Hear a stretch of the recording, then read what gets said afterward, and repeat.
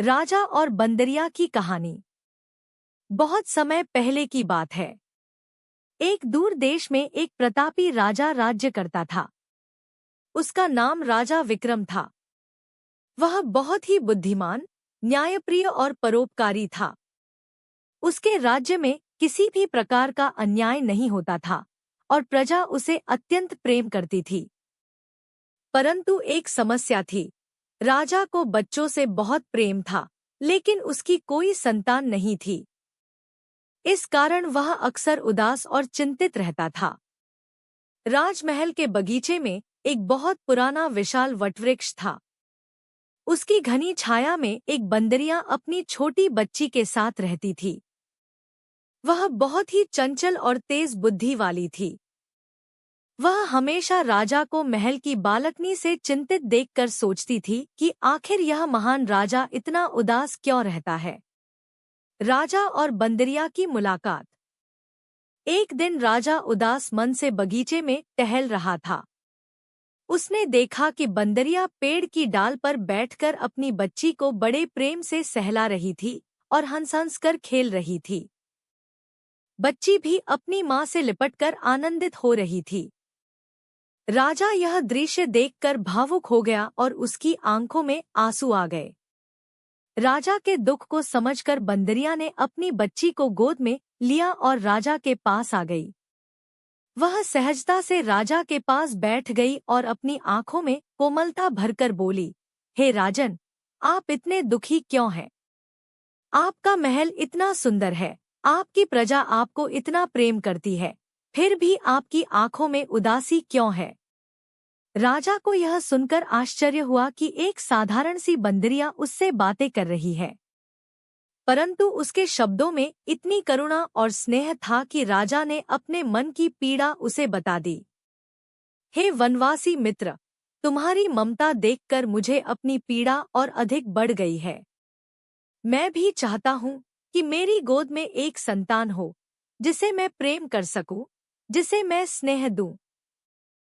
परंतु विधाता ने मुझे इस सुख से वंचित कर दिया है। बंदरिया राजा की व्यथा को समझ गई। उसने मुस्कुराते हुए कहा, हे राजन, हर समस्या का समाधान होता है। धैर्य रखिए, समय स्वयं उत्तर देगा। राजा की परीक्षा। बंदरिया की यह बात सुनकर राजा थोड़ा सहज हुआ। उसने सोचा कि यह एक साधारण वन्य प्राणी है, इसे मेरी समस्या का क्या समाधान पता होगा। लेकिन फिर भी उसके शब्दों ने राजा के मन में आशा का संचार किया। कुछ महीनों बाद एक दिन राजा महल में बैठा था कि एक दासी दौड़ते हुए आई और बोली, महाराज, बगीचे में एक अनोखी घटना घटी है। आपको स्वयं आकर देखना चाहिए। राजा तुरंत उठकर बगीचे में गया। वहां का दृश्य देखकर वह चौंक गया।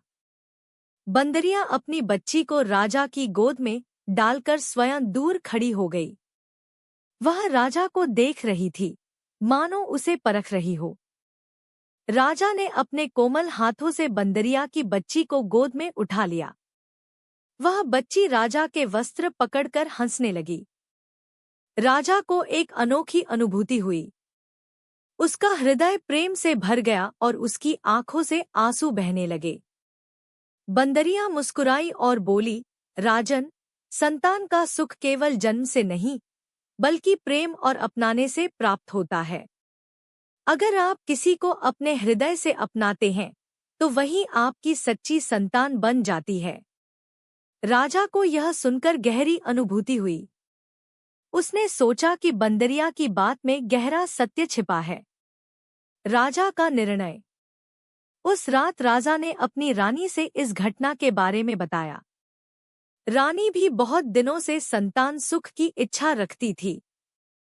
उन्होंने मिलकर निर्णय लिया कि वे एक अनाथ बच्चे को गोद लेंगे और उसे अपने पुत्र के रूप में पालेंगे। कुछ दिनों बाद महल के सिपाहियों को आदेश दिया गया कि वे किसी ऐसे बच्चे की खोज करें जिसे माता-पिता का स्नेह न मिला हो। अंततः उन्हें एक सुंदर बालक मिला जो एक गरीब गांव में अकेला रहता था। राजा और रानी ने उस बच्चे को अपने पुत्र के रूप में स्वीकार किया और उसका नाम राजकुमार आदित्य रखा। पूरे राज्य में उत्सव मनाया गया। राजा अब पहले से अधिक प्रसन्न रहने लगा और राजकुमार आदित्य को बहुत प्रेम देने लगा। बंदरिया का आशीर्वाद। जब बंदरिया ने यह सब देखा तो वह बहुत प्रसन्न हुई। एक दिन जब राजा बगीचे में टहल रहा था, तब बंदरिया उसके पास आई और बोली, राजन, आपने मेरे शब्दों को समझा और अपनाया, इसलिए अब आपको सच्चा सुख प्राप्त होगा। आपके पुत्र को माता पिता का स्नेह मिलेगा और आपका राज्य हमेशा खुशहाल रहेगा। इतना कहकर वह बंदरिया जंगल में चली गई और फिर कभी नहीं लौटी। राजा विक्रम को अब समझ आ गया था कि असली सुख केवल भौतिक चीजों में नहीं, बल्कि प्रेम और अपनाने में है। वह अपने पुत्र को लेकर और भी अधिक आनंदित रहने लगा। कहानी से सीख। एक सच्चा सुख प्रेम और अपनाने में होता है। 2. धैर्य और सही समय पर सही निर्णय से जीवन बदल सकता है। 3. प्रकृति से हमें बहुत कुछ सीखने को मिलता है। 4. जो दूसरों की भलाई के लिए सोचता है, वह सच्चा राजा होता है। इस प्रकार राजा विक्रम ने जीवन का सबसे बड़ा पाठ सीखा और अपने राज्य को और भी खुशहाल बना दिया।